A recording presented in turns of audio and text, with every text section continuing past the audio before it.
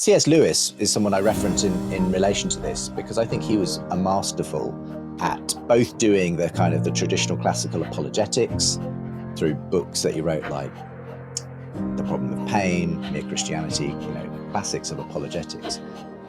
But I think he probably brought more people into an awareness and into an approach to the Christian faith actually through his fantasy fiction, through the Narnia stories, which, were incredibly popular.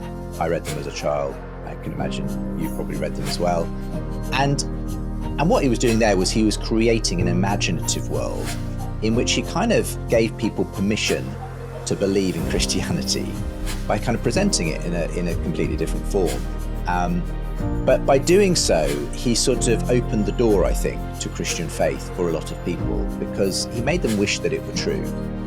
Because this fantasy land of talking beasts and adventure and the fight of good versus evil and this majestic but not tame lion who ruled over it was so invigorating and exciting. Who hasn't knocked on the back of a wardrobe door once or twice in their life just to check that there's not this magical land behind it? But he wasn't simply doing it to kind of entertain us, but he was doing it to kind of, I think, fire that part of our brain that is actually, that part of our soul really, that is actually looking for the good, beautiful and true story.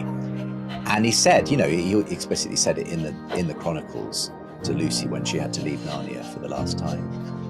You must learn to know me in your world by another name. And he was kind of giving people permission to imagine what it would be like if Christianity were true in this world, to kind of set them up for the idea, well, what if it is true in your world? What if all these longings and desires that this has evoked in you actually have a fulfillment to them in your world, in real life, if you like?